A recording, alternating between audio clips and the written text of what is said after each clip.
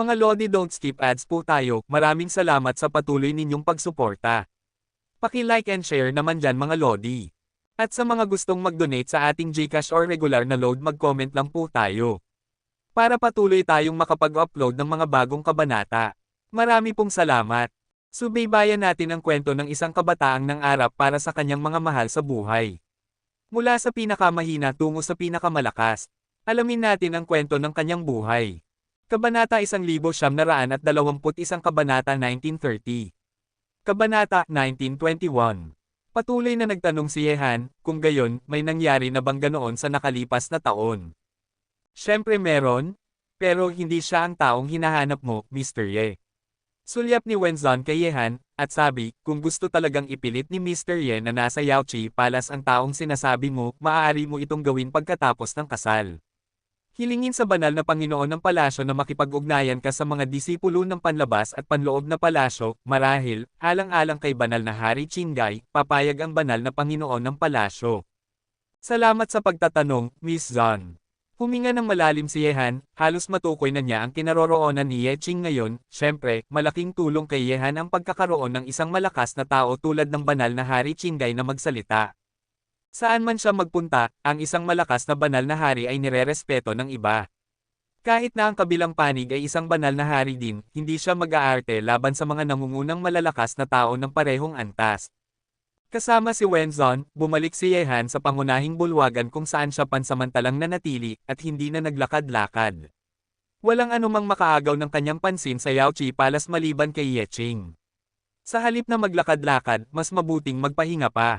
Bukas gusto ring maranasan ni Yehan ang masiglang tagpo kapag dumating ang mga makapangyarihang henyo, at ito ay magiging isang pagkakataon upang makilala ang maraming makapangyarihang henyo ng lahi ng tao. Mabagal na lumipas ang isang gabi, at umalis si Yehan sa pangunahing bulwagan matapos maligo at magayos. Sa labas ng bulwagan, tila hindi umalis si Wenzon, kaya nakita siya ni Yehan pagkalabas niya. Ms. Zon? Magandang umaga. Bati ni Yehan na may ngiti. Pupunta na ba sa bulwagan ng kasal si Master Ye? Tumango si Yehan, hindi na nagsalita pa si Wenzon, at direktang nauna sa harap ni Yehan. Pagkaraan ng ilang sandali, nakarating na ang dalawa sa pangunahing bulwagan kahapon. Maraming malalakas na tao pa rin ang nagtitipon dito, at naroon din ang banal na Hari Qinggai. Makikita na muling inayos ang lugar na ito, at ang pulang carpet ay umaabot hanggang sa pangunahing upuan na sumisimbolo sa pinakamataas na posisyon sa bulwagan. Bukod dito, sa plaza sa labas ng bulwagan, ang mga disipulo ng Yaoqi Palace ay nahahati sa dalawang hanay.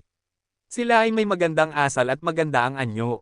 Pare-pareho silang nakasuot ng puting sinaunang kasuotan at naging isang natatanging tanawin. Sa labas ng plaza, may mga panauhin ng dumarating isa-isa. Siyempre, ang mga panauhing dumating ngayon ay mas mahalaga kaysa sa mga panauhing dumating noong nakaraang mga araw. Kung hindi ito isang higanti, ito ay isang nangungunang makapangyarihang tao, o isang bigatin sa mga malalaking puwersa. Sa sandaling ito, maraming panauhin na ang nakaupo na, at malinaw ang mga antas. Dumiretso si Yehan sa isang upuan sa tabi ng banal na Hari Qinggai at umupo. Nakita ito ng banal na Hari Qinggai at ngumiti, susunod, ipakikilala ko sa iyo ang ilang mga tao. Nang marinig ito, tumango si Yehan, alam niya na inihahanda siya ng banal na Hari Qinggai at binubuksan ang kanyang network ng mga relasyon. Tumingin-tingin si Yehan. Sa tuktok ng bulwagan, isang hakbang lang ang layo sa pinakamataas na posisyon, may 4 na figure na nakatingin sa buong bulwagan na may mga ngiti sa kanilang mga mukha.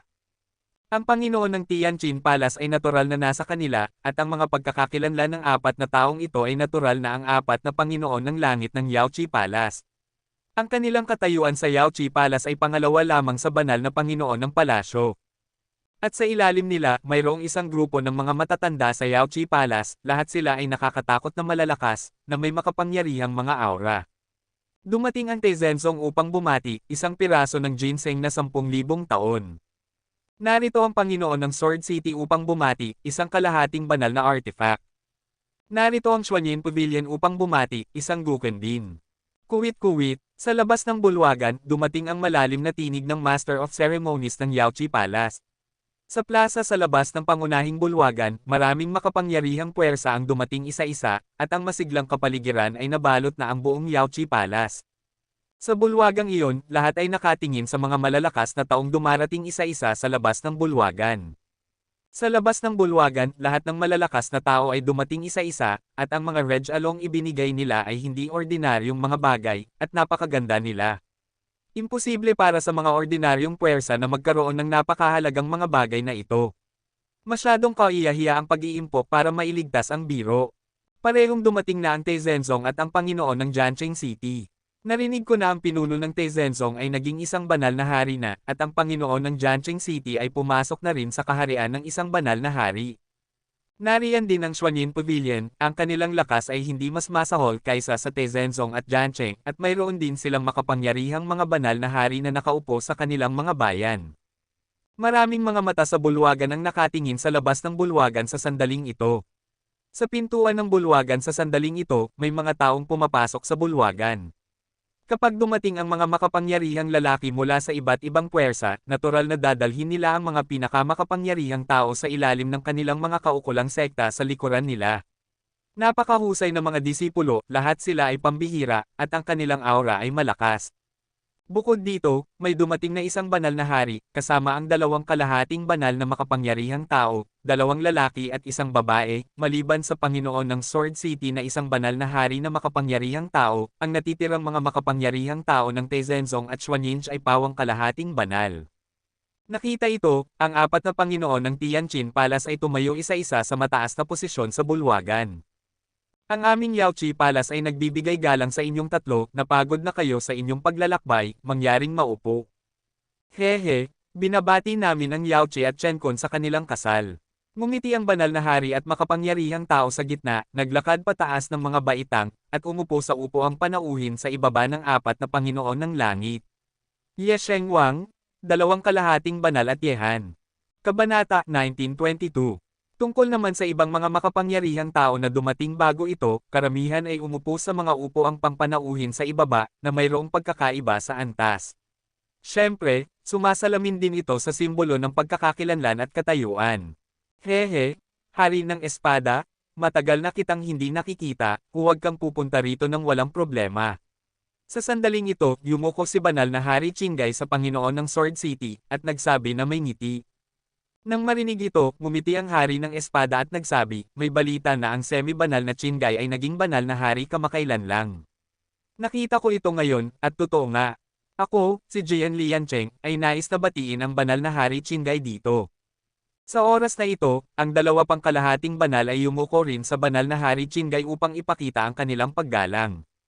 Salamat, swerte lang na naging banal na hari ako. Bahagyang ngumiti si banal na Hari Qinggay, itinuro si Yehan sa tabi niya, at nagsabi na may ngiti, ito ay isang enlightened member ng matandang kaibigan na si Qin. Nakita ito, agad na tumango si Yehan, at nagsabi, ako si Yehan, nakilala ko na ang nakatatandang hari ng espada. Isang disipulo ni Qin Wu daw. Bahagyang nagulat ang hari ng espada at ang 2 pang kalahating banal. Ang 3 salitang Qin Wu daw ay isang pangalang hindi maaaring baliwalain ng mga tao 500 taon na ang nakakaraan. Bahagyang tumango ang hari ng espada kay Yehan. Kahit na ang 5 salitang disipulo ni Qin Wu daw ay mayroong katayuan, ang katayuang ito ay kailangan ding samahan ng kaukulang lakas. Malinaw, sa paningin ng hari ng espada at ng iba pa, medyo mababa ang lakas ni Yehan. Ang ilang henyo sa likuran ng hari ng espada at ng iba pa ay sumulyap kay Yehan. Bilang mga kalahating hakbang na kataas-taasang nilalang, hindi nila pinansin si Yehan, isang enlightened member ng angkan ni Qin. Binabati namin mula sa isla ng banal na hari, isang banal na pil. Narito ang Shenling Zhang upang bumati, isang piraso ng depensibo na jade. Sa oras na ito, isa pang makapangyarihang puwersa ang dumating, at 2 tao ang nanguna at nagsama-sama, at sa likuran nila, bawat isa ay sinundan ng ilang batang disipulo. Lumalabas na ang pangalawang master ng isla ng banal na hari at ang pangalawang pinuno ng sekta ng banal na espiritu ay narito. Ang 2 ito ay mga kalahating banal na makapangyarihang tao. Nakita ito, lahat ng makapangyarihang tao sa pangunahing bulwagan ay tumitig sa mga makapangyarihang tao ng 2 puwersang ito ngayon, ang mga makapangyarihang tao na nagtipon dito ay nakakagulat na. Lahat, mangyaring maupo, sabi ng 4 na dakilang Panginoon ng langit ng palasyo.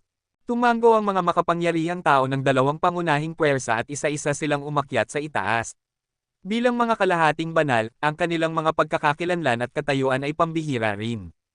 Sinulyapan ni Yehan ang mga makapangyarihang taong dumating dito, at medyo nagulat siya sa kanyang puso. Kakasimula pa lang. May 8 kalahating banal na makapangyarihang tao na dito, at may 2 banal na hari na. Ang ganitong uri ng kapangyarihan ay talagang nakakagulat, dahil marami pang makapangyarihang tao ang hindi pa dumarating. Kapag nagtipon na ang mga makapangyarihang taong ito, kung gaano karaming mga banal na hari at kalahating banal na makapangyarihang tao ang magtitipon sa Yaochi Palace ngayon ay magiging napakalaki, inaasahan. Bukod dito, ang mga Rejalong dala ng mga makapangyarihang taong ito ay talagang naiinggit. Sila ay alinman sa mahahalaga at bihirang mga bagay, o mga nakakatakot na mahiwagang armas. Ang Qing Tianzong ay narito upang bumati, isang banal na artifact.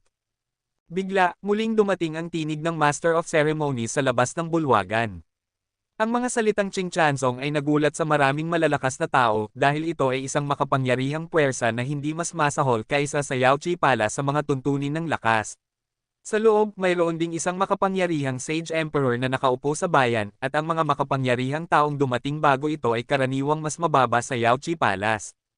Agad, maraming mga mata sa bulwagan ang tumingin sa labas ng bulwagan. Hehe, Qing Tian Sek Nguya, binabati kita Yaochi. Sa labas ng bulwagan, isang matandang lalaki na may malakas na aura ang naglakad kasama ang isang binata.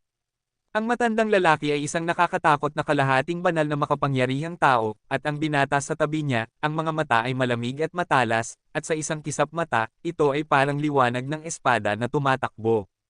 Si Nguya pala iyon, ang dakilang matanda ng Qing Tian Sek, isang kalahating banal, at ang hari ng langit sa listahan ng mga hari ng langit, si Feng Wushang. Bahagyang nanginginig ang mga mata ng mga tao sa bulwagan.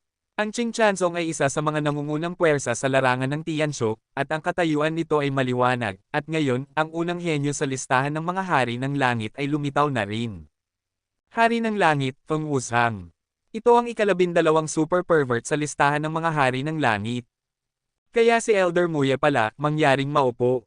Ang mga Panginoon ng 4 na palasyo ng langit ay tumayo isa-isa. Pinangunahan ni dakilang matanda Muya ang makapangyarihang binata na umupo nang nakatawid ang mga binti sa itaas na posisyon, at tumanggo sa mga makapangyarihang tao ng iba't ibang puwersa na dumating dito na may ngiti sa kanyang mukha, nakaharap sa hari ng espada at banal na hari Qinggay sa oras ng hari, magalang ding yumuko si dakilang matanda Muya. Banal na hari Qinggay, sa sandaling makamit mo ang tao, alam ng mundo na naging banal ka na. May balita ngayon na ang mga alingawngaw ay totoo. Sa hinaharap, tila ang ating lupang tao ay magkakaroon ng isa pang haligi. Natatawang sabi ni dakilang matanda Muya. Nang marinig ito, tumawa si banal na hari Qinggay at nagsabi, dakilang matanda Muya, pinupuri mo ako. Paano ako maituturing na isang haligi sa unang pagkakataon bilang isang banal na hari? Dumating ang Rashomon upang bumati at mag-alok ng dahon ng buhay. Narito ang bundok ng banal na espada upang bumati. Kabanata 1923. Ang One Beast Villa ay narito upang bumati. Bigla, may isang tinig na muling nagmula sa labas ng bulwagan. Ang 3 pangunahing puwersa na dumating dito sa sandaling ito ay pawang mga nangungunang puwersa na may parehong katayuan gaya ng Yaochi Palace. Kasabay ng tunog ng tinig, sa labas ng bulwagan, nagtipon ang mga malalakas na tao at dumating isa-isa. Ang mga makapangyarihang taong dumating dito mula sa 3 pangunahing puwersang ito ay pawang mga kalahating banal na antas ng mga makapangyarihang tao, at sa likuran nila ay mayroon ding mga makapangyarihang batang henyo, at si Abi Heavenly King, na nasa listahan ng mga hari noong araw na iyon, ay sumusunod sa likuran ng makapangyarihang tao mula sa bundok ng banal na espada. Ang 3 nangungunang kapangyarihan ay dumating upang magbati ng magkasama, at sa isang iglap, isang aura ng pamimilit ang kumalat sa buong bulwagan, maging ito man ay Rashomon, bundok ng banal na espada, o One Beast Villa, ang kanilang lakas ay hindi mas mababa sa Yaochi Palace. Sapagkat sa gitna ng 3 nangungunang kapangyarihan, naroon din ang kapangyarihan ng banal na emperador, at ang kapangyarihan ng banal na emperador ay hindi maihahambing sa kapangyarihan ng banal na hari. Ha ha ha ha! Ang Yaochi Palace ay ikinasal sa 12 palasyo ng universo, patawarin ninyo ako sa pagiging medyo huli. Tumawa ang makapangyarihang tao mula sa bundok ng banal na espada at nagsabi, mukhang medyo masigla.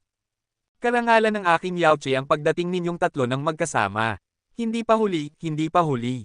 Mangyaring maupo. Ang 4 na Panginoon ng langit ng palasyo ay tumayo isa-isa, na nagpapakita ng malaking paggalang. Ang mga mata ni Yehan ay nahulog sa mga makapangyarihang tao ng tatlong nangungunang kapangyarihan sa sandaling ito. Ang tatlong ito ay pawang mga kalahating banal na makapangyarihang tao ng tatlong kapangyarihan, bukod sa kanilang lakas, ngunit ang kanilang mga pagkakakilanlan ay hindi maaaring baliwalain, sapagkat kinakatawan nila ang lahat ito ang nangungunang kapangyarihan.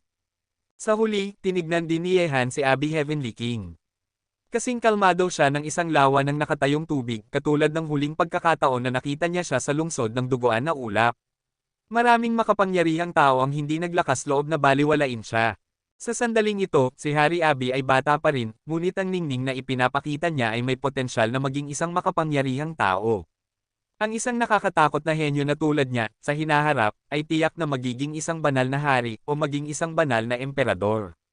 Sa ngayon, may dalawang super pervert na sa listahan ng mga hari ng langit dito, ang isa ay si Abi Heavenly King, ang isa pa ay si Feng Wushang, at ang liwanag sa kanilang dalawa ay napakasinag.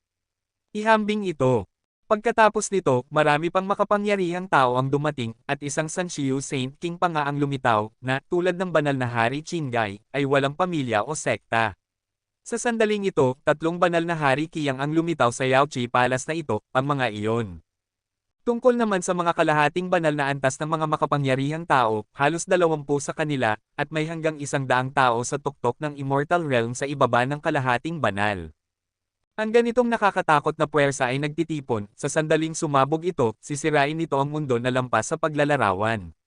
Sa sandaling ito, sa itaas ng Yaoqi Palace, may mga mahinang dragon at tigre na tumatalon, at ang mga makapangyarihang tao ng iba't ibang puwersa ay dumating upang bumati, na nagparami na sa swerte ng Yaoqi Palace sa tuktok isang tuktok. Ang ganitong uri ng swerte ay tila sumisimbolo sa pag-angat at pagbagsak ng isang kapangyarihan.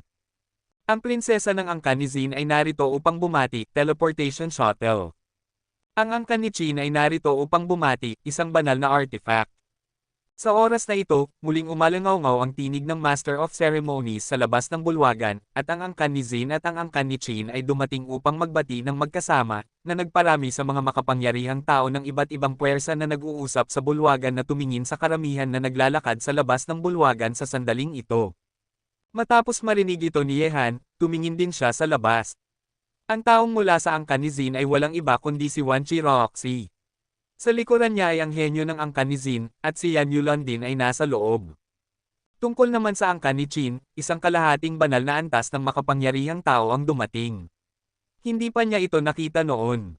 Gayunpaman, hindi na bago kay Yehan ang batang henyo na sumunod sa kanya. Sina Qin Jianan, Qin Ju, Qin Tiandao, Qin Ruoxuan at iba pa ay nasa likuran niya. Angkan ni Xin, angkan ni Qin, ang dalawang angkan ay narito upang bumati. Magalang ang aking Yaoqi Palace, mangyaring maupo. Ang mga Panginoon ng apat na langit ng palasyo ay tumayo upang salubungin sila. Ang kalahating banal ng angkan ni Qin at si Wan Qiroxi ng angkan ni Xin ay umupo hindi kalayuan kay Yehan. Sa isang iglap, malinaw na nadama ni Yehan ang ilang mga mata na nahuhulog sa kanya, ang isa ay tila gaya ng On ay nasa kanyang likuran, at hindi siya komportable. Pinanood ni Yehan, tinitigan siya ni Wan Qiroxi na may kaunting galit sa kanyang mga mata sa ilalim ng maskara, at ang mga disipulo ng angkan ni Qin ay nakatingin din kay Yehan, lalo na si Qin Jianan. Gayunpaman, hindi gaanong pinansin ni Yehan ang mga titig na ito. Sa sandaling ito, nakatingin na siya kay Yan Yulan, at nagkatinginan ang dalawa na may ngiti. Tingnan, ito ay isang uri ng kapalaran din. Ang batang ito ay tinrato ng may malaking paggalang. Mahinang ungol ni Wan Qiroxi. Ang pakikisama sa banal na hari Qingai ay natural na may ilang timbang. Sinulyapan ng kalahating banal ng angkan ni Qin si Yehan, ngunit wala na siyang sinabi pa. Sa ngayon, si Yehan ay itinuturing na kalahati ng angkan ni Qin. Bata, tila ang asawa ng iyong guro ay hindi ka gusto. Malinaw na nakita ni banal na hari Qingai ang eksena, at ngumiti siya kay Yehan sa sandaling ito, at nagsabi. Ikinibit ni Yehan ang kanyang mga balikat at nagsabi, ang aking relasyon sa kanya ay maituturing na mainit na tubig. Nang marinig ito, ngumiti ulit si banal na hari Qingai. Naroon din siya ng personal para sa mga pangyayari noon, at kailangang lutisin ni Qin Wu daw ang lahat ng mga bagay dito.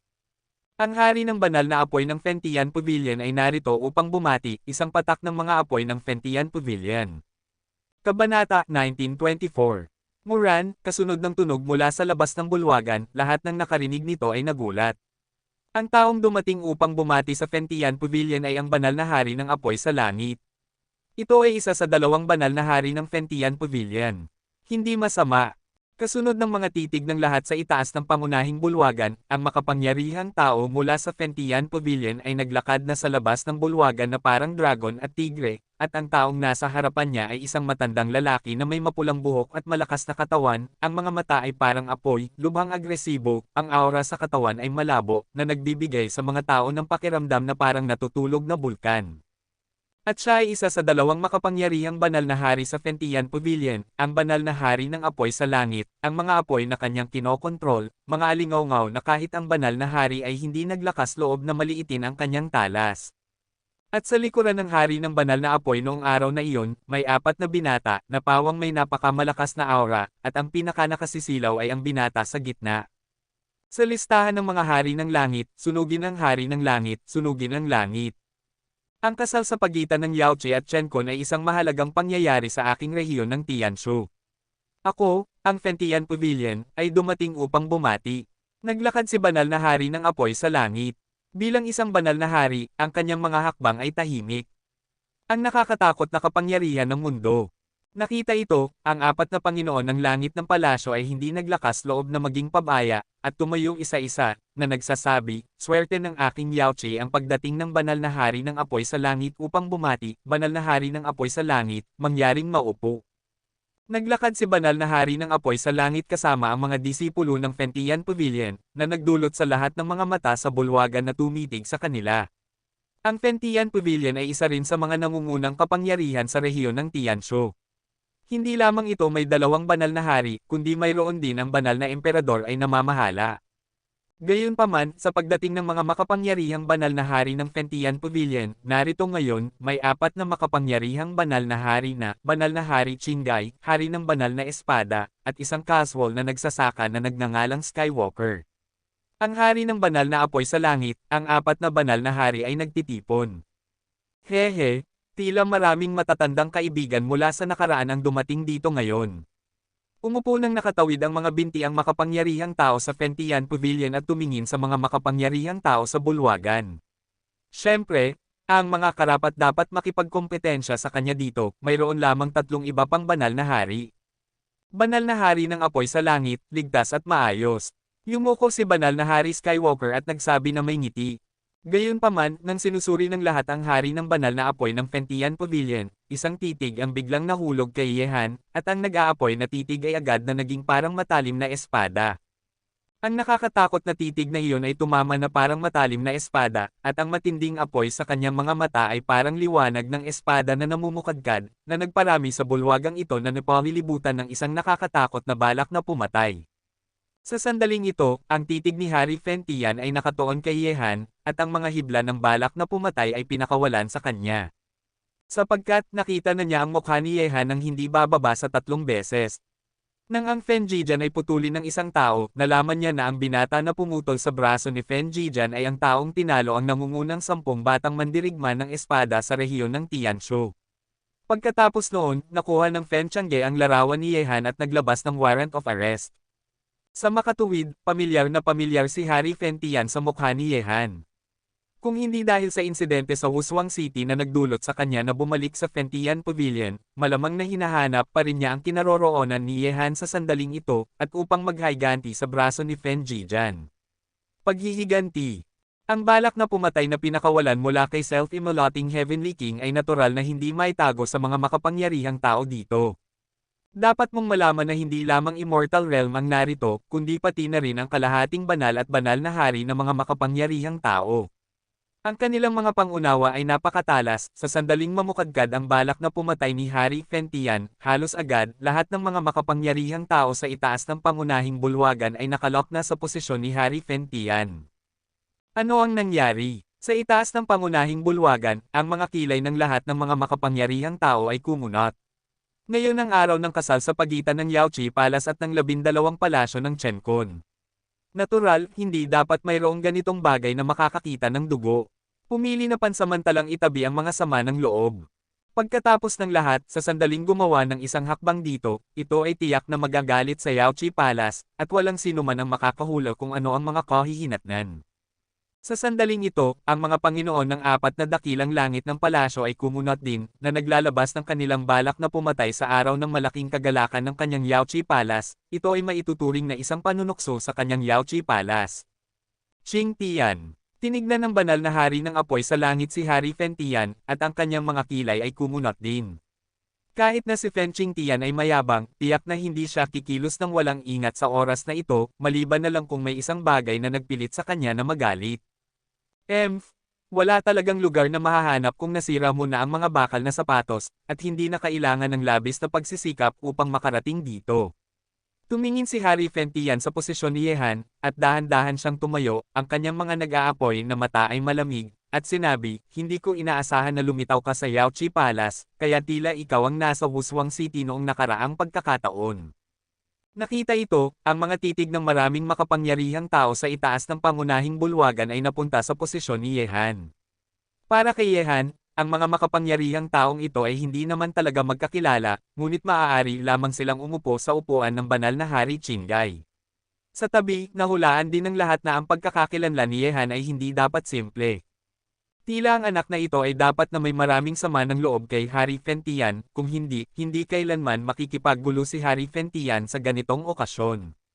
Isang kislap ng liwanag ang sumilay sa mga mata ng mga makapangyarihang tao.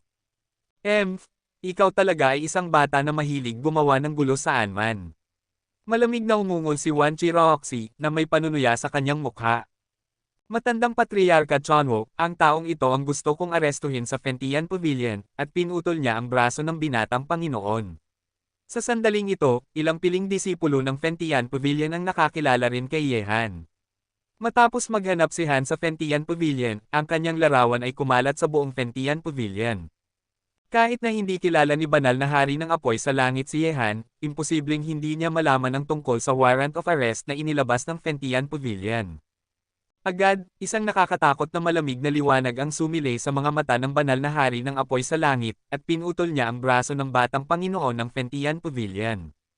Kabanata 1925. Gayunpaman, ang banal na hari ng apoy sa langit ay isang malakas na banal na hari, at masasabi niya ang pagkakaiba sa pagitan ng seryoso at ng seryoso. Kahit na si Yehan at ang Fentian Pavilion ay may sama ng loob, hindi ito ang tamang oras para gawin ito. Lumalabas na ang lalaking ito, ang lalaking pumutol sa braso ng batang Panginoon ng Fentian Pavilion. Narinig ko na tinalo niya rin ang mga junior ng nangungunang 10 batang mandirigma ng espada ng biglaan. Ngayon ay medyo sikat na siya sa rehiyon ng Tianshu. Hehe, hindi nakakagulat na galit si Hari Fen Tian. Ang Fen Jijan ay ang kanyang sariling nakababatang kapatid, ngunit ngayon ay napinsala na ang kanyang braso, at naging paylay na siya. Kahit na icon-ecte siya ng Fen Changge sa isang sirang braso, natatakot akong hindi na ito magiging kasing ganda ng dati, na wala. Mga bulong ang narinig mula sa mga nakapaligid na makapangyarihang tao. Nakita ito, kumunot ang noo ni banal na Hari Qinggai, at sinulyapan niya si Yehan, malinaw na hindi niya inaasahan na gagawin ni Yehan ang ganitong bagay. Ang apat na Panginoon ng langit ng palasyo ay kumunot din ang noo. Kung may anumang pakikipaglaban dito ngayon, sa sandaling sisihin ito ng banal na Panginoon ng palasyo, hindi ito kakayanin ng apat. Ikaw ngayon, wala ka na ba sa tapang na taglay mo noon? Gangulong ang tala sa mga nag-aapoy na mata ni Hari Fen Tian, nakatitig kay Yehan na hindi nagsasalita, at malamig na nagsabi, hindi mo dapat galawin kong. Tatalikuran mo ang presyo ng kamatayan, susunugin ko ang langit, at tiyak na puputulan ko ang iyong ulo. Nang marinig ito, ang kalmadong mga mata ni Yehan ay nagpakita rin ng isang mabangis na liwanag, at sinabi, kung ikaw, Hari Fen Tian, ay may kakayahan, maaari kang pumunta at patayin ako. Natatakot ako na masasabi mo ito, ngunit hindi mo ito magagawa. Aba, ang batang ito ay talagang mayabang, naglakas loob siyang hamanin si Hari Fen Tian ng harapan. Lihim na tumawa ang lahat ng makapangyarihang tao sa paligid niya sa kanilang mga puso.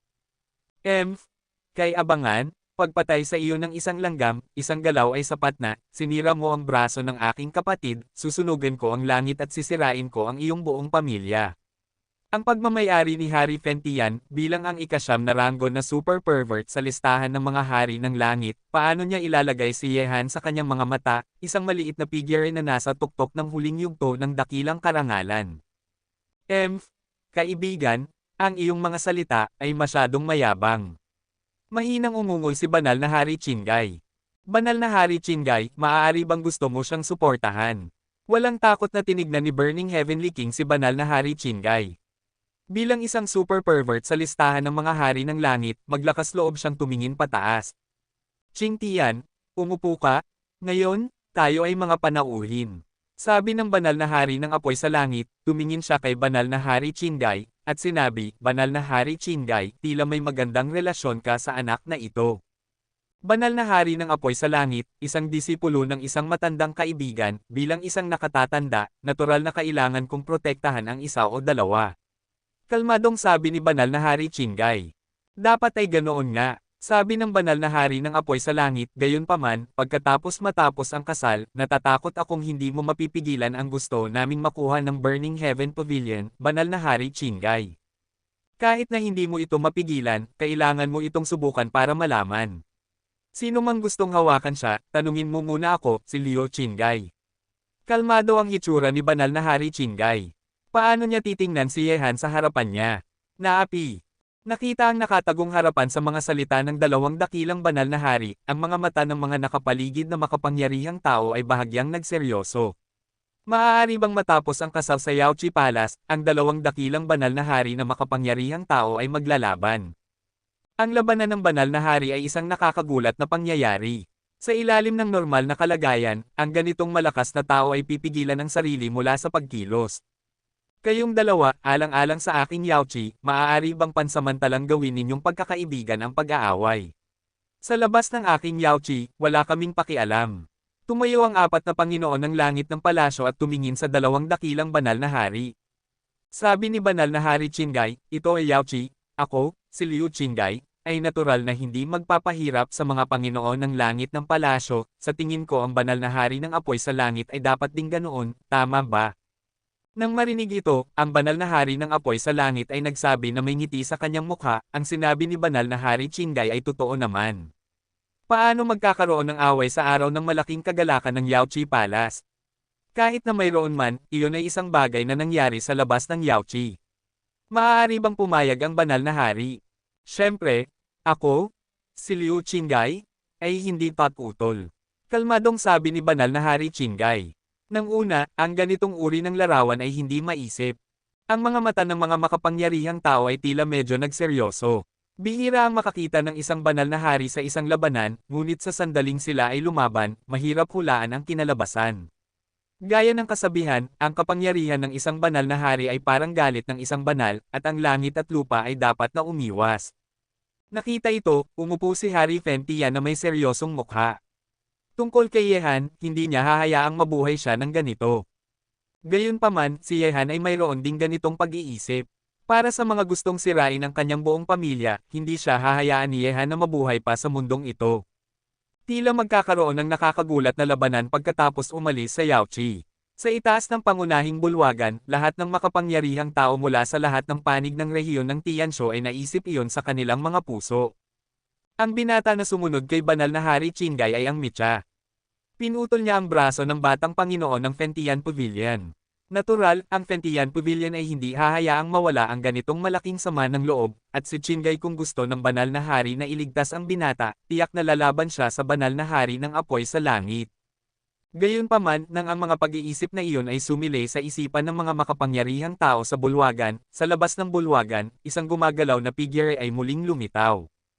Ang malakas na angkan mula sa rehiyon ng Chanshuan ay narito upang bumati, isang patak ng dugo ng Golden Crow. Sabi ng Master of Ceremonies sa isang medyo magalang na tinig. Ang angkan isa sa 12 sinaunang angkan, ay napakalakas na hindi maisip at may mahabang kasaysayan. Ito ay isa sa mga pinakamakapangyarihang lahi ng tao. Sa loob ng libu-libong taon, nagawa nito ang malalaking tagumpay sa labanan laban sa ibang mga lahi. Bukod dito, ang angkani ay sikat sa buong mundo, maaari nitong sirain ang anumang depensibo na porma sayon sa mundo. Ang ninuno ng angkani ay pumatay pa nga ng 9 na Golden Crows, alam mo, iyon ang sinaunang Golden Crow, pangalawa lamang sa pag-iral ng banal na angkan ng hayop. Kabanata 1926. Hindi ko inaasahan na ang angkani ay talagang inimbita ng Yaoqi Palace. Lihim na nagulat ang mga makapangyarihang tao sa bulwagan. Ang makapangyarihang angkani, isa sa 12 sinaunang angkan, ay maituturing na nangungunang kapangyarihan sa mga nangungunang kapangyarihan, tulad ng ganitong uri ng sinaunang lahi, karaniwan ay hindi malayang lumalakad sa mundo. Sa sandaling ito, nang marinig nila ang pagdating ng makapangyarihang angkan lahat ng makapangyarihang tao ng iba't ibang puwersa ay tumingin sa gilid. Ang makapangyarihang angkan, sino kaya ang darating upang bumati? Ang mga Panginoon ng apat na palasyo ng langit ay tumayo isa-isa, at ang lakas ng angkan ay mas mataas pa sa kanyang Yaochi Palace. Bagamat maraming haka-haka tungkol sa lakas ng angkan, maliban sa ilang tao, walang nakakaalam kung gaano kakilakilabot ang lakas ng angkan. Sa ilalim ng titig ng lahat, may 2 taong naglalakad sa labas ng bulwagan. Sila ay isang lalaking may edad at isang binata na may hubad na pang-itaas na bahagi ng katawan. Ang binata ay may dalang mahabang pana na may sungay sa kanyang likuran. Ang kanyang pangangatawan ay napakamalusog. Shuo. Sila? Naglalakad ng hindi mabilis o mabagal, na may kalmadong ekspresyon, nakatitig ng diretso sa unahan, na may natural na mga ngiti sa kanilang mga mata, ang kanilang hitsura ay nakakuha na ng atensyon ng lahat ng makapangyarihang tao sa bulwagan, ang buong bulwagan ay sa sandaling ito lahat ay tahimik. Iyon ay, si Yui mula sa angkan. Bigla, umalangaw-ngaw ang tinig ng hari ng banal na espada, at tila medyo nagulat siya.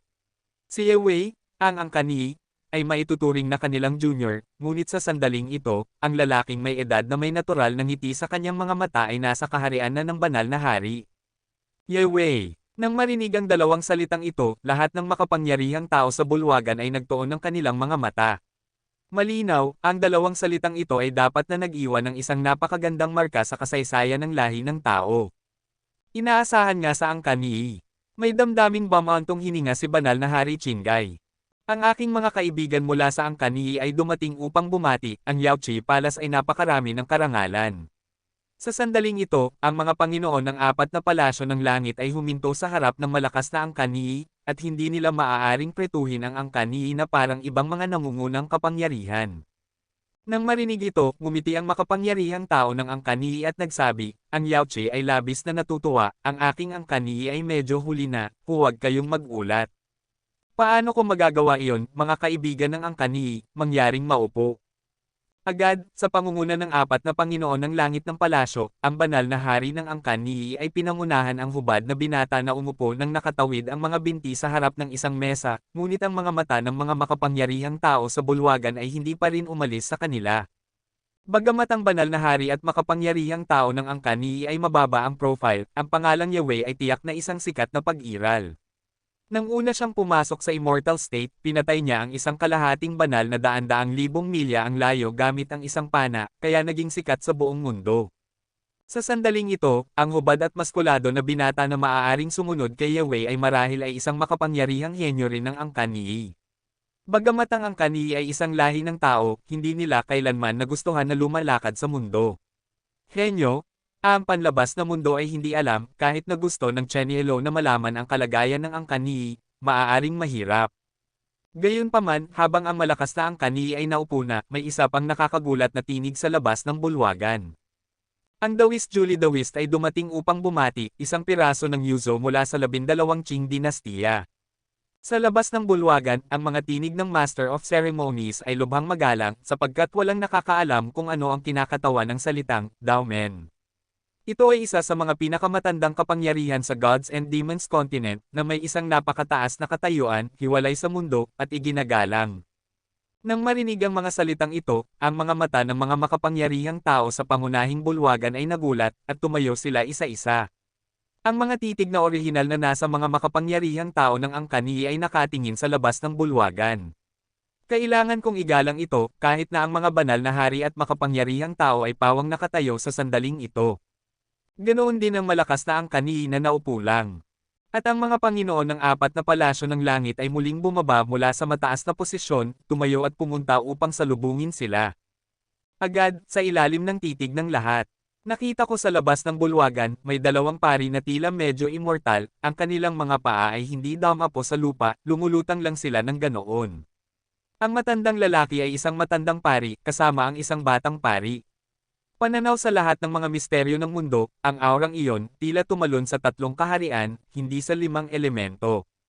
At ang batang pari ay may maesla ng mga tampok, mga 18 o 9 na taong gulang, at ang kanyang mukha ay bahagyang nahihiya, sumusunod sa likuran ng matandang pari, na parang isang masunuring batang pari. Julie Real Person. Tinitingnan ng matandang pari na lumutang ng hindi damapo sa lupa, ang pagkagulat sa puso ng mga makapangyarihang tao ay mas matindi pa. Si Julie the Whist, iyon din ay isang lubos na iginagalang na makapangyarihang tao na may mataas na katayuan at seniority sa sekta ng Taoismo ng Central God Realm. Ang 4 na palasyo ng langit sa Yaochi ay nagbibigay galang sa tunay na Julie. Sa sandaling ito, ng lahat ng makapangyarihang tao sa bulwagan ay nagulat, ang mga Panginoon ng 4 na palasyo ng langit ay bahagyang yumuko sa matandang pari na mukhang isang engkanto, upang magpakita ng paggalang.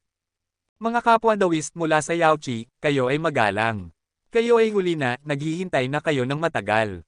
Nakaharap sa 4 na Panginoon ng langit ng palasyo ng Yaochi na personal na yumuko upang salubungin siya, ang tunay na Julie ay mukhang napakamabait, at ang kanyang mga mata ay tumanggo sa mga makapangyarihang tao sa paligid niya. Ang mga makapangyarihang taong dumating dito ngayon ay maituturing na ang kapangyarihan ng maliit na kalahati ng mundo ng lahi ng tao, pataas. Kabanata 1927. Magalang si tunay na Julie. Lahat ng makapangyarihang tao sa bulwagan ay yumuko upang magpakita ng kanilang paggalang. Bagamat ang tunay na Julie ay mukhang mabait at palakaibigan, ngunit ang kabilang panig ay isang tunay na banal na hari din, isang Diyos ng mahika na hindi mahulaan, at bukod sa mga sekta ng Taoismo ng Central God Realm, bukod sa angkani, may mga pag-iral na dapat tingalin ng anumang malakas na tao. Master Julie, mangyaring maupo. Mga kapwa Daos ng Yaochi, mangyaring. Bagamat si Julie the Whist ay isang banal na hari, hindi niya nakikita ang mga hangin ng isang banal na hari. Ang kalagayan ng isipan ng kabilang panig ay umabot na sa isang pambihira at pino na estado. Habang umuupo si the Whist Julie, unti-unting umupo ang mga makapangyarihang tao sa bulwagan. Gayunpaman, ang mga matang iyon ay nakatingin pa rin kay Julie at sa maliit na Daoist. Hindi madali, kahit na ang nakababatang henerasyon na sumusunod sa likuran ng mga makapangyarihang taong iyon ay mga pambihirang pag-iral. Ang mga tao ay hindi maaaring husgahan sa kanilang hitsura. Sa simula, ang malakas na binata ng angkani na may malaking pana sa kanyang likuran, at ang batang pari sa sandaling ito, maaari silang dalhin dito ng banal na hari at malakas, kahit na hindi sila kilala dito, sila ay likas na pambihira. Gayunpaman, habang ang antas ng mga panauhin ay tumataas at ang katapusan ay unti-unting nalalapit, ang bilang ng mga banal na hari at makapangyarihang tao dito ay umabot na sa isang nakakatakot na 6. Ang pagtitipon ng 6 na banal na hari at makapangyarihang tao ay isang bihirang pangyayari sa mga dekada. At sa kanila ay ang mga makapangyarihang banal na hari mula sa angkani sa larangan ng Chanchuan, at ang mga makapangyarihang banal na hari mula sa sekta ng Taoismo ng Central God Realm. Bata, maging ang angkani o ang sekta ng Taoismo, ang dalawang pangunahing puwersang ito ay hindi simple. Ang angkani ay isa sa 12 sinaunang angkan. Ang pinagmulan nito ay hindi maisip. Bawat 1,000 taon ng digmaan, ang lakas ng angkani ay inilalantad ang mundo ay nagulat, at bagamat ang sekta ng Taoismo ay hiwalay sa mundo at hindi pinapansin ang mga pakikibaka ng iba't ibang lahi, ang kanilang katayuan ay mahirap na maalog. Sa tabi ni Yehan, sinabi ito ng banal na hari ng luntiang dahon kay Yehan. Nang marinig ito, tumango si Yehan. Si Yehan ay natural na makakaisip ng kakilakilabot ng kapangyarihan na dapat pretuhin ng Yaochi Palace ng may paggalang. Gayunpaman, ang nakakuha ng atensyon ni Yehan ay ang malakas na binata na sumusunod sa makapangyarihang banal na hari ng angkani, at ang batang pari na sumusunod sa makapangyarihang tao ng sekta ng Taoismo. Sinabi ng kanyang intuition kay Yehan na ang dalawang ito ay nakakatakot. Ang matipuno na binata ng angkani ay hubad ang pangitaas na bahagi ng katawan, may dalang malaking pana na may sungay ng baka sa kanyang likuran.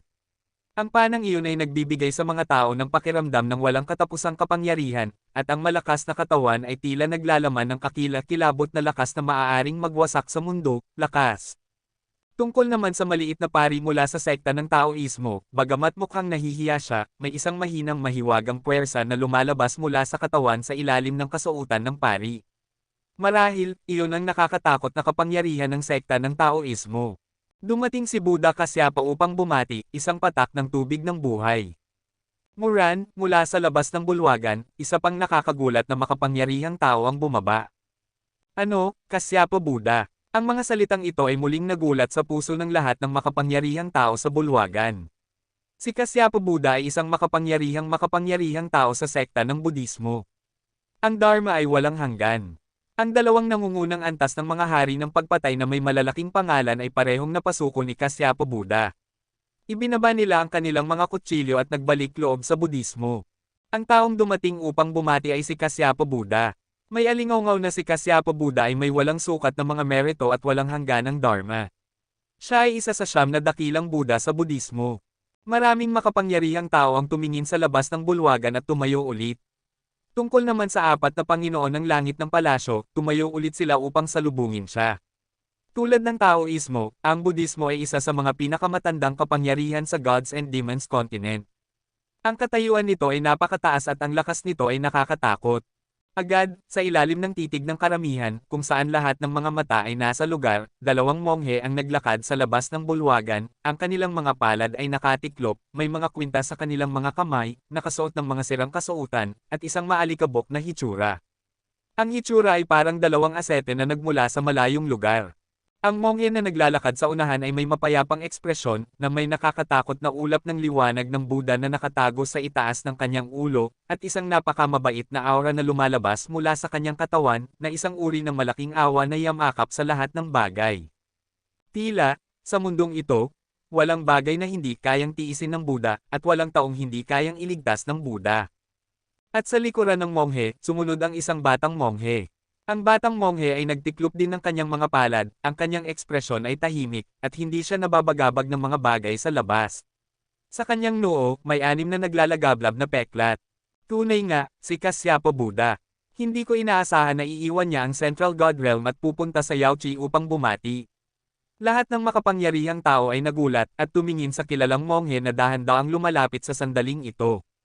Sa sandaling ito, tinignan ni Yehan si banal na Hari Qinggai, at nakita na ang kabilang panig ay kalmado, at tinitigan ang paparating na makapangyarihang tao ng Budismo na may ngiti sa kanyang mga mata, kahit na si banal na Hari Qinggai ay lumuhod sa harap ng Buddha sa loob ng 100 taon, nagmamakaawa para sa tubig ng buhay, ngunit nabigo na makuha ang kanyang nais, ngunit tila hindi binibigyang pansin ni banal na Hari Qinggai ang bahaging ito ng nakaraan. Amataba, lahat ng mga mabubuting tao ay magalang, huli na si Kasyapa, kasalanan ito. Nagtiklop ng mga palad si Buddha Kasyapa, at ang hitsura ng isang kilalang monghe ay nagparami na tila wala sa mga makapangyarihang tao sa lugar na ito ang maaaring magkaroon ng kaunting panlalait. Ang Panginoong Buddha Kasyapa ay napakamagalang. Ngayon, ang aking Yaochi ay napalilibutan ng Daolok at Buddha Lock. Tunay na isang pagpapala. Panginoong Buddha Kasyapa, mangyaring. Ang Panginoon ng Langit ng Palasyo ay isang kalahating banal, at ang kanyang katayuan ay iginagalang sa Yaochi Palace, kaya hindi dapat mayroong anumang kawalang galang. Lahat ng mabubuting tao, mangyaring. Kabanata 1928. Nakaupo si Kasyapa Buddha nang nakatawid ang mga binti kasama ang batang monghe, at matapos yumuko ang mga Panginoon ng 4 na palasyo ng langit, bumalik sila sa mataas na posisyon at tumingin sa mga panauhin mula sa buong lupain ng lahi ng tao.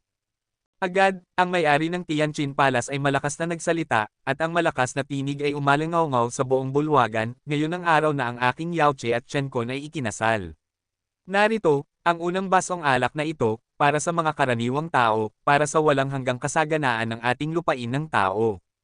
Nakita ito, lahat ng makapangyarihang tao sa pangunahing bulwagan ay nagtaas ng kanilang mga baso ng alak isa-isa, at ang mga makapangyarihang tao ng Taoismo at Budismo ay gumamit din ng tsaa sa halip na alak. Nagkatinginan ng lahat at ininom ito ng isang lagok. Ito ay isang malaking pangyayari na nagtitipon ng maraming makapangyarihang tao mula sa lahi ng tao. Para sa pangalawang basong alak, ang aking Yaochi ay nagbibigay galang sa lahat ng mga kaibigang dumating upang bumati sa akin. Muling itinaas ng mga Panginoon ng 4 na dakilang palasyo ng langit ang kanilang mga baso ng alak, at lahat ay nagbalik ng pagbati. Ngayon na dumating na ang mga panauhing inanyayahan ni Yaochi, ang susunod ay ang 12 bulwagan ng langit at kun. Kinuha. Mataas at mataas, bigla, ng lahat ng makapangyarihang tao sa pangunahing bulwagan ay umiinom at bumati, mayroong isang tunog na parang awit ng dragon sa mundo sa labas ng Yaochi Palace, at ang tunog ay kumalat sa buong mundo, na nagdulot ng mga tinig sa pangunahing bulwagan. Mga makapangyarihang tao mula sa buong lahi ng tao. Ang tunog na parang awit ng dragon ay umalangaw sa pagitan ng langit at lupa sa paligid ng Yaochi Palace, na nagparami sa langit at lupa ng presyon, ang mabangis na aurang iyon na parang 10,000 hayop na bumababa sa Yaochi, na gustong sirain ang lahat sa mundo. Sa sandaling ito, sa itaas ng kawalan sa harap ng Yaochi, isang napakamalakas na hanay ay nagtipon na, at ang madilim na mga figure ay maaaring umabot sa karamihan ng 10,000 tao. Ang mga figurang ito ay maaaring hatiin sa tatlong kampo, Immortal Realm, Supreme Realm, Half-Step Supreme. Ang tatlong kampo na ito ay pumila at tumayo sa kawalan, at ang aura sa kanilang mga katawan ay pinakawalan ng malakas, na tinatakpan ang mundong ito. At sa harap ng tatlong kampo na ito, mayroong isang napakanakakagulat na tanawin. Nakita ko si Jiulong na humihila sa kariton, hindi, siyam na higanteng python na may haba na daan-daang metro, at ang buong katawan ng mga higanteng python ay kulay ginto. Sa hinaharap, magkakaroon ito ng potensyal na maging isang dragon. Siyam na gintong python ang sumugod sa kawalan, at mga tinig na parang awit ng dragon ang lumabas sa kanilang mga bibig, ang kapangyarihan ng hayop ay gumugulong. At sa kariton sa likuran ng siyam na gintong python, may isang napakagandang at matangkad na binata. Ang binata ay nakasuot ng pula at mukhang napakapampapista. Mayroong isang mapanuyang tingin sa kanyang mga mata, at ang kanyang buong katawan ay nagbigay sa mga tao ng pakiramdam ng pagkamangha. Parang ang pakiramdam ng pagiging hari. Bagamat ang taong ito ay bata pa, siya ay tiyak na isang bayani na may malaking talento at tapang. At sa magkabilang panig ng binata, may 8 binata at dalaga, ang mga taong ito ay nakaharap sa hangin na parang mga puno, lahat sila ay may magandang asal, at ang aura sa kanilang mga katawan ay lubos na nakakatakot. At sa 8 lalaki at babaeng ito, 4 ay mga super pervert mula sa listahan ng mga hari ng langit. Tungkol naman sa 4 na babae, sila ang kanilang mga kasama. Kabilang dito, si Shang Tianwang na minsang nakipaglaban kay Yehan. Si Shang Moxie, lumitaw siya ngayon kasama si Xia Xuanbing mula sa sekta ng Chanfu. At sa likuran nila, may 8 matatandang lalaki na lahat ay umabot na sa nakakatakot na kalahating banal na kaharian.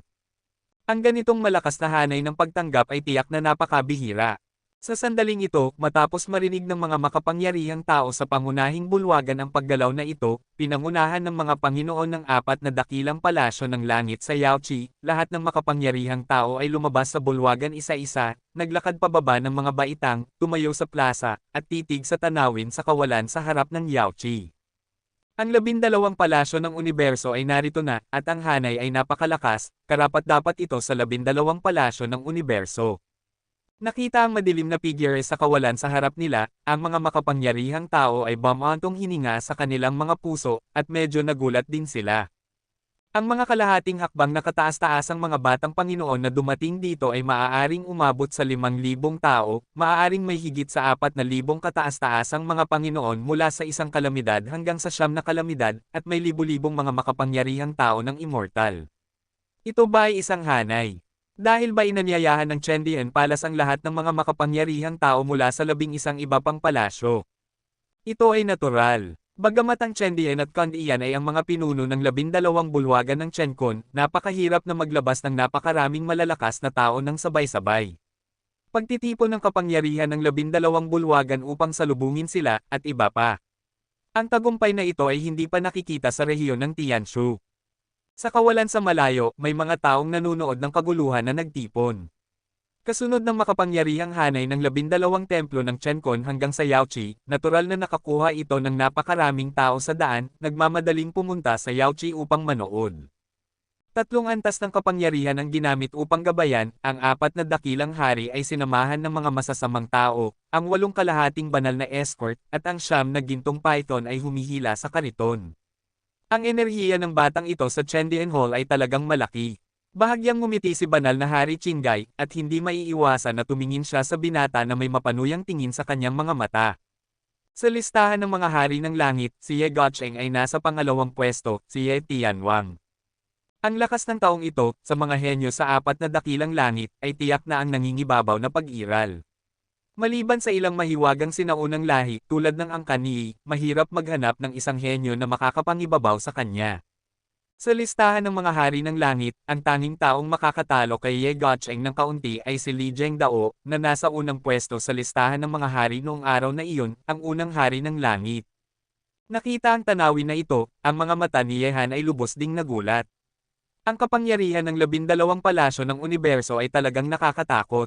Kung ang 12 palasyo ay magkakaisa, maaari na silang makipagkompetensya sa mga sinaunang lahi tulad ng angkan ni Yi. Pagkatapos ng lahat, ang nakakaakit na kapangyarihan na dumarating dito ay tiyak na hindi ang panghuling kapangyarihan ng 12 palasyo ng Chenkon, malamang na bahagi lamang ito. Kabanata 1929. Hindi ko inaasahan na ang 4 na masasamang tao sa listahan ng mga hari ng langit ay inanyayahan din. May ituturing itong pinakamagandang grupo ng mga best man. Hehe.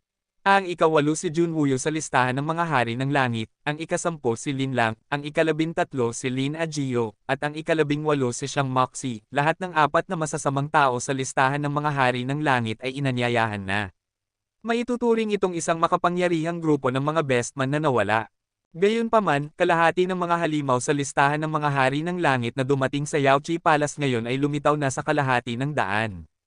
Ang ika-12 si Feng Wushang, ang ika-13 si Lin Ajio, at ang ika-18 si Xiang Moxie, nagtipon ng 8 super monster sa listahan ng mga hari ng langit. Nang marinig ang mga tinig na ito mula sa paligid, ang titig ni Yehan ay napunta rin sa grupo ng mga super pervert sa listahan ng mga hari ng langit. Maliban kay Xiang Moxie, walang kilala si Yehan dito. Ngunit ang binata na nakatayo sa ibabaw ng kariton ay tiyak na ang hari ni Ye Gocheng sa susunod na araw, at ang mga aura ng mga batang Panginoon na nakatayo sa magkabilang panig niya ay napakamalakas. Pakikipaglaban sa isa't isa, malabo mong mararamdaman ang mapanganib na hininga mula sa kanilang mga katawan. Ang 12 palasyo ng universo ay narito upang salubungin kayo at mangyaring hilingin sa Panginoon ng banal na palasyo na lumapit. Bigla, nang ang mga makapangyarihang tao sa plaza sa harap ng pangunahing bulwagan ay nag-uusap sa makapangyarihang nakakaakit na kapangyarihan, nakita ko na ang hari ng gabi na nakasuot ng pulang kasuotan ay nagsalita na, ang kanyang tinig ay parang kampana, malinaw at makapangyarihan, na parang kaya niyang tumawid sa kawalan na ito. Habang lumalabas ang kanyang mga salita, ang mga tinig ng pag-uusap sa mundo ay unti-unting tumahimik, kahit na ang siyam na gintong python na patuloy na umuungal ay naging masunurin, at ang buong mundo ay naging napakatahimik. Sa oras na ito, sa plaza, lahat ng mga mata ay tumingin sa pangunahing bulwagan sa likuran nila. Ngayon na ang 12 bulwagan ng Chenkon ay dumating upang salubungin sila, ang Panginoon ng banal na palasyo ng Yaoqi at ang banal na dalaga ng Tianyin ay dapat ding lumitaw. Sa pagitan ng langit at lupa, mahigit 10,000 mga mata ang nakatingin sa bulwagan. Ang kasal sa pagitan ng Yaoqi at Chenkon ay ang inaasam-asam natin. Ang isang malakas na alyansa ay haantong sa kasaganaan magpakailanman. Mga kaibigan mula sa lahat ng antas ng buhay, matagal ko na kayong pinaghihintay. Sa oras na ito, sa bulwagan, mayroong isang makalangit na tinig na nagmumula sa bulwagan. Ang tinig ay tila medyo malinaw at walang pakialam, na parang ang taong malapit ng lumitaw ay isang engkanto na hindi kakain ng mga paputok ng mundo. Agad, isang babaeng nakasuot ng puti ang lumitaw sa bulwagan. Ang babaeng ito ay maganda ang anyo, ang kanyang mga mata ay walang pakialam at kalmado, ang kanyang mahabang puting damit ay nakalagay sa lupa, at bumaba siya sa mga baitang, mukhang maganda at marangya. Habang lumalabas ang babae sa bulwagan, naglakad siya pababa sa mga baitang na natatakpan ng pulang carpet. Sa sandaling ito, ang mga mata ng lahat ng makapangyarihang tao sa plaza ay nahulog sa babaeng may edad na maganda na mukhang maganda at marangya. Ang itsura ng kabilang panig ay tiyak na isa sa 1,000,000. Walang bakas ng edad, ang mukha na iyon ay parang itlog na may balat na natanggal. Ang mga mata ng babae ay kalmado at nakakatakot, at ang aura sa kanyang katawan ay napakamarangal. Ang aura ng isang taong matagal nang nasa posisyon ay nagpapahirap sa sino man dito na makipagkompetensya sa kanya. At ang magandang babaeng may edad na ito ay natural na ang Panginoon ng Yaoqi Palace, ang Panginoon ng banal na palasyo. Ang Panginoon ng banal na palasyo ng Yaoqi Palace ay isang malakas na banal na hari, ang kanyang lakas ay lubhang mapang-api, siya ang namamahala sa buong Yaoqi Palace, na nag-uutos sa libu-libong disipulo, na namamahala sa isang panig, na mataas ang katayuan. Maligayang pagdating sa Panginoon ng banal na palasyo. Sa oras na ito, maraming mga disipulo ng Yaoqi Palace sa plaza ang yumuko patungo sa harap ng palasyo, kabilang ang mga matatanda ng Yaoqi at ang 4 na Panginoon ng langit ng palasyo. Ang katayuan ng mga Panginoon ng banal na palasyo sa Yaoqi ay kataas-taasan. Hindi iginagalang ng mga tao. Libu-libong mga disipulo ng Yaoqi Palace ang nagbati sa isa't isa. Ang tanawin na ito ay parang isang henerasyon ng mga emperoress na tumatanggap ng pagsamba mula sa kanilang mga courtier. Lahat ng mga makapangyarihang tao at ang mga makapangyarihang tao mula sa 12 bulwagan ng universo ay nanunood din sa Panginoon ng Banal na Palasyo, kabilang ang nagsasaka na nanunood sa Yaochi sa malayo. Sa sandaling ito, ang maganda at marangyang babaeng iyon ay tumatanggap ng atensyon ng lahat. Yaochi Lianin welcomes you all. Ang Panginoon ng Banal na Palasyo ay naglakad pababa mula sa mga baitang, nakatitig sa mga makapangyarihang tao sa mundong ito, isang kalmadong tinig ang lumabas sa kanyang bibig, bagamat ang tunog ay hindi malakas, maaari itong marinig ng sinuman sa mundong ito, sa tainga ng isa. Panginoon ng Banal na Palasyo, kayo ay magalang. Yumuko ang lahat ng makapangyarihang tao. Gayunpaman, sa mismong sandaling ito, isang babaeng may suot na korona ng phoenix at isang mahabang pulang damit ay dahan-daang lumabas sa bulwagan sa likuran ng Panginoon ng Banal na Palasyo. Ang babae ay may suot na pulang mahabang damit at pulang belo. Ang pulang damit ay hinihila sa lupa, at bumaba siya sa mga baitang na natatakpan ng pulang carpet. Ang hitsura ng isang babae na nakasuot ng pulang kasuotan, ngunit lahat ay naaakit sa kanyang magandang figure.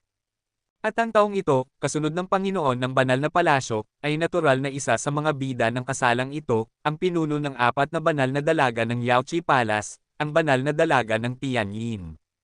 Ang banal na dalaga ng Tianyin ay lumitaw na. May alingaw na dumaan siya sa tubig ng Yaochi at nilinang ang Immortal King Physique.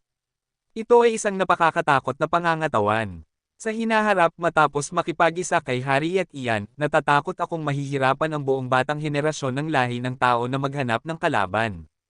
Nakita ang paglitaw ng banal na dalaga ng Tianyin, hindi mapigil ang mahulog ang lahat sa mundo sa kanya. Yaochi Palace Immortal King Physique, ito ay isang hinahangad na pangangatawan, sapagkat ang pagkuha ng Immortal King Physique ay may malaking pakinabang sa kabilang panig. Kabanata 1930. Banal na dalaga Tianyin, ito ang pinakamisteryosong banal na dalaga ng Yaochi Palace, bigla siyang bumaba sa Yaochi, bago ito, walang nakakaalam na may banal na dalaga Tianyin sa Yaochi Palace. Gayunpaman, matapos sanayin ng banal na dalaga Tianyin ang Immortal King Body, inihayag ng Yaochi Palace ang pag-iral ng banal na dalaga Tianyin sa panlabas na mundo, at naging pinuno siya ng 4 na banal na dalaga ng Yaochi Palace. Sa sandaling ito, sa itaas ng langit, ang nakakaakit na kapangyarihan ng 12 palasyo ng universo ay nanunood din sa banal na dalaga Tianyin. Sa sandaling ang kabilang panig ay magpakasal sa 12 palasyo ng universo, kung gayon ang 12 palasyo ng universo ay tiyak na magkikita muli sa hinaharap. May isa pang nakakatakot na malakas na tao na lalabas. Siyempre, bilang kanyang pamilya, ang relasyon sa pagitan ng Yaochi Palace at ng 12 palasyo ng Chencon ay mapapalakas din, at ang dalawang panig ay magtutulungan. Magpapatuloy ito ng paulit-ulit. Sa kariton, si He Tianwang, na nakasuot din ng itim na kasuotan, ay tumingin ng may pagkamangha, at may ngiti sa kanyang mga mata na parang nasa mundo siya. Ang pagsasama ng Immortal King Body sa kanya, sino ang makakatalo sa lupain ng tao sa hinaharap? Bukod pa rito, kung makukuha mo ang Immortal King Physique, kung pagsasamahin mo ito, magkakaroon ka ng pagkakataong makakuha ng isang nakakatakot na likas na kasanayan. Ang puntong ito, alam ng mundo, nang sanayin ng banal na ina ng Yaochi ang Immortal King Body, ibinigay ang sarili sa isang tao, at ang pagsasama ng dalawa ay nagparami sa kabilang panig na madaling maging banal na emperador, at sa huli, maging ang pag-iral na sinasamba ng mundo. Para sa Immortal King Body, walang sino man ang hindi sakam, kung hindi dahil sa makapangyarihang suporta ng Yaochi, sa sandaling ipanganak ang Immortal King Body, maaakit nito ang pagnanakaw ng mundo. Ang pangangatawan ng banal na dalaga Tianyin ay katumbas ng karne ni Tang Monk, at lahat ay gustong kumuha ng isang kagat. Ang kasal ng Immortal King's Body at Ye Tianwang ay talagang naiinggit. Bamantong hininga ang lahat ng makapangyarihang tao sa kanilang mga puso, ngunit ang ganitong uri ng pangangatawan ay maaari lamang ipare sa isang makapangyarihang puwersa tulad ng 12 templo ng Chencon. Binabati kita, kapatid Ye. Sa magkabilang panig ng Hari ng Langit noong gabi, ang mga mata ng 4 na masasamang henyo sa listahan ng mga Hari ng Langit ay naiinggit din, ngunit ang Immortal King's Body ay pag-aari na ngayon, at pagkatapos ng araw na ito, walang sino man ang magpapatuloy na maghahangad sa pangangatawan na ito. Nang marinig ito, tinitigan ni Ye Tianwang ang babaeng nakasuot ng pula na naglalakad pababa sa mga baitang, ang ngiti sa sulok ng kanyang bibig ay lumakas, at ang liwanag sa kanyang mga mata ay tila nasakop ang mundo. Sa sandaling ito, matapos lumitaw ang banal na dalaga Tianyin, 3 babaeng nakasuot ng puti ay muling lumitaw. Lahat ng tatlo ay may suot na puting belo, tulad ng paglitaw ng banal na dalaga Tianyin sa angkan ni Qin. Ang mga aura ng tatlong babaeng ito ay pambihira rin at ang kanilang mga asal ay hindi karaniwan. Kahit na ang tatlo sa kanila ay sumusunod sa nakasisilaw na banal na dalaga Tianyin, imposibleng baliwalain ang kanilang pag-iral. At ang tatlong taong ito ay natural na ang tatlong iba pang banal na dalaga ng Yaoqi Palace. Sa unahan, ang maringgil na banal na Panginoon ng palasyo ay nasa unahan, ang banal na dalaga Tianyin na nakasuot ng pulang damit na hinihila sa lupa ay nasa gitna, at ang tatlong iba pang banal na dalaga ay nasa likuran, naglalakad pababa sa mga baitang na natatakpan ng pulang carpet, na matatagpuan sa gitna ng plaza, nasa itaas. Nakita ito, lahat ng makapangyarihang tao sa plaza ay kusang nagbukas ng daan, at ang pulang carpet ay kumalat hanggang sa harap ng pintuan ng bundok. Sa sandaling ito, sa itaas ng kawalan, si He Tianwang ay naglakad pababa na nakatalikod ang kanyang mga kamay at bumaba sa pulang carpet. Sa carpet, sa likuran niya, sinundan ng apat na masasamang henyo sa listahan ng mga hari ng langit. Nakita ito, iniunat ng Panginoon ng banal na palasyo ang kanyang kamay na yari sa jade, at hinawakan ang kamay na yari sa jade ng banal na dalaga Tianyin, at naglakad pasulong mula sa pulang carpet sa ilalim ng mapanuring mga mata ng lahat sa nakapaligid na mundo. Sa sandaling ito, ang hangin ay humihip, na hinihip ang puting mahabang kasuotan at 3,000 buhok ng Panginoon ng banal na palasyo, at ang pulang kasuotan ng banal na dalaga Tianyin ay hinihip din, at ang pulang belo sa mukha ay hinihip din. Sa ilalim ng makapangyarihang paghihip, karamihan sa kanyang mukha ay dahan-daang nahayag. Ang mukha na iyon, na may light makeup, ay napakadelikado, kasing tahimik ng isang birhen, at ang mga mata ay hindi nagbabago, na nagpaparamdam sa mga tao ng napakaganda. Gayunpaman, nang makita ni Yehan ang mukha na ito, naramdaman niyang nanginginig ang kanyang kaluluwa sa sandaling ito, sapagkat ang mukha na iyon ay napakapamilyar na pinapangarap niya ito sa loob ng 1 taon. Ang banal na dalaga ng Tianyin ay si Ye Qing. Sa araw na ito, sa wakas ay nagkita na sila. Pamilyar na pamilyar si Yehan sa mukha na iyon. Maaaring sabihin na nakaharap siya sa mukha na ito araw-araw mula noong maalala niya. Ang mukha na ito ay sumama sa kanyang kabataan, maraming araw at gabi, at nasaksihan niya ang kanyang pag-angat at kaluwalhatian ay nasaksihan ang kanyang mga kagalakan, kalungkutan at kagalakan. Gayunpaman, ang may-ari ng mukha na ito ay palaging sumusuporta sa kanya sa likuran niya na parang mabuting asawa at mapagmahal na ina, nang walang anumang reklamo. Noon, nang siya ay mahina at bata pa, nang una siyang pumasok sa malaking tangke ng tina ng lipunan, hindi kayang protektahan ang sarili, at maging ang pagkakaroon ng 3 pagkain sa isang araw ay isang problema, ang mukha na iyon ay palaging kasama niya, at hindi niya ito iiwan. Ang kabilang panig ay isang kapatid na babae, ngunit isang ina rin. Sa sandaling ito, si Yehan ay labis na nasasabik na nanginginig pa nga ang kanyang kaluluwa. Ang banal na dalaga ng Tianyin ay si Ye Qing. Oo, dapat ay naisip niya ito ng mas maaga, sapagkat ang direksyon na itinuro ni Suzaku ay ang silid-tulugan ng banal na dalaga ng Tianyin. Bukod dito, nang sila ay nasa pamilya ni Qin, ito ay parang isang panlilinlang ng kapalaran, na nagpapahintulot sa kanila na magdaan, at naghintay sila hanggang sa oras na ito. Gayunpaman, tinitignan ng taong malapit ng magpakasal, matapos masabik si Yehan, nakaramdam siya ng kaunting kakulangan sa ginhawa sa kanyang puso.